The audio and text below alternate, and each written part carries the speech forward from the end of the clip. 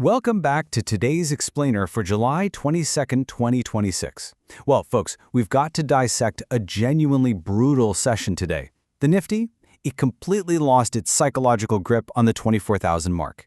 If you were watching the board, you already know is an absolute sea of red. But the reasons bubbling beneath the surface are what we really need to unpack. We've got a ton of ground to cover. Everything from geopolitical ripples to some truly wild corporate earnings reactions. So let's just jump right in. 23,996.25. Yep, that is the exact closing level for the Nifty today.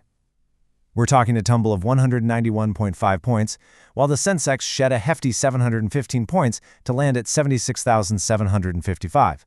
And look, this wasn't just your standard run-of-the-mill profit booking. No way. This was a third consecutive down day, driven almost entirely by an escalating geopolitical trigger that the broader market simply could not ignore. Section 1. The Macro Shock.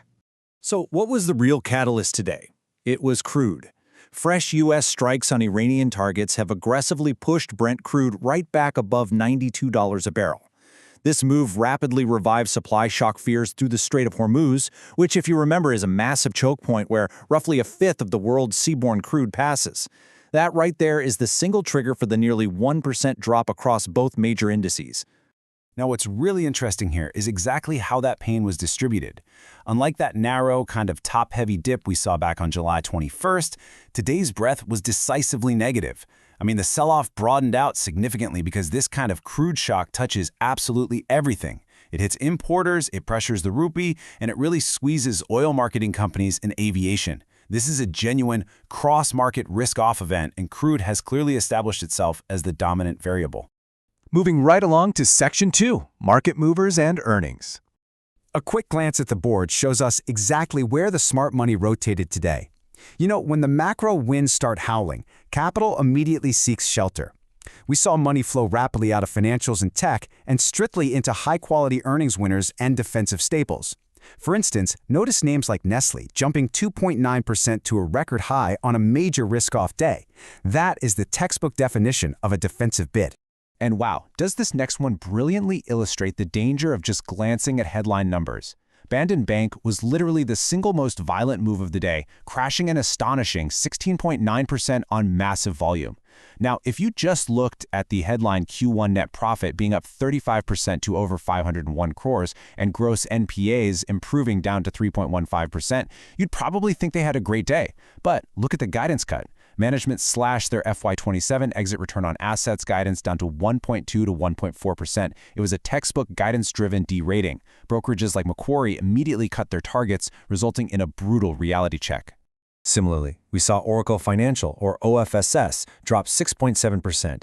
And again, they actually posted really strong Q1 revenues, up over 20% year over year, alongside a 38% jump in operating profit. So why the drop? Well, CEO Makaran Padalkar is resigning, with Avadut Ketkar taking over. The crucial takeaway here is this. It serves as a harsh reminder that in this particular tape, good numbers offer absolute zero protection against a governance or leadership transition flag. The street saw uncertainty, and they simply sold right into it. Okay, on the flip side, we absolutely have to talk about the star of the session. Bajaj Auto delivered what was easily the cleanest, highest quality earnings-driven move on the board, hitting a 52-week high and closing up 5.7%. This was off a record quarter with standalone PAT up 42% and consolidated revenues surging 65%. This was all aided beautifully by favorable FX, strategic price hikes, and a richer export mix. It turns out selling two-wheelers is a pretty fantastic hedge against a geopolitical oil shock. It even pulled other names like TVS Motor right up with it. Let's dive into Section 3, Scuttlebutt and Rumors. So did data patterns actually win a massive HAL order? That was the big question flying around trading desks today. Data patterns rocketed 12.7% on totally unsourced rumors of a major Hindustan Aeronautics win. But if you dig into the underlying data, this move came on just 13.5% delivery. Without an official exchange filing or confirmation, this low delivery spike looks a whole lot like a speculative, leveraged trap to watch rather than chase. Seriously, do not jump in blindly here. Wait for the actual filing. Meanwhile, the IDBI Bank privatization rumor mill is back in full swing. Now, this is actually a medium to high probability setup, with revised financial bids reportedly in from Fairfax and Emirates NBD at a $5.5 to $5.7 billion valuation. Though, as any veteran trader knows, this particular deal has been perpetually weeks away since about 2022. So while it could mean a 10 to 20% pop on an actual announcement, you really have to manage your expectations on the timeline. Finally, let's wrap up with Section 4, Playbook for Tomorrow. We are now officially entering the absolute heaviest stretch of the Q1 earnings calendar. Tomorrow, July 23rd, brings massive binary event risks for your book, with heavyweights like Infosys and Indigo reporting post-market.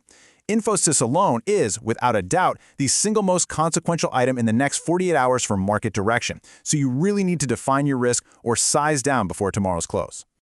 Looking at the options data heading into tomorrow, Nifty's max pain sits squarely at 24,100, with the highest put open interest at 24,000 and call at 24,200. Bank Nifty's max pain is around 57,900. What does this mean? It leaves both indices effectively trapped in very tight ranges, stuck between these heavy options barriers while those macro winds we talked about continue to howl in the background. Also, just a quick logistical note, tomorrow is the final day to qualify for a cluster of ordinary dividends. If you want in, you must act by the end of the day on July 23rd for names like Hiromoto Corp, Radico Kaitan, and Data Patterns. Just remember to factor in the inevitable futures price drop for these names due to arbitrage on their ex-dates. So the big question, how do we actually trade this? Well, our highest conviction long idea for tomorrow is ONGC. Honestly, it is the absolute cleanest way to express the day's dominant macro variable.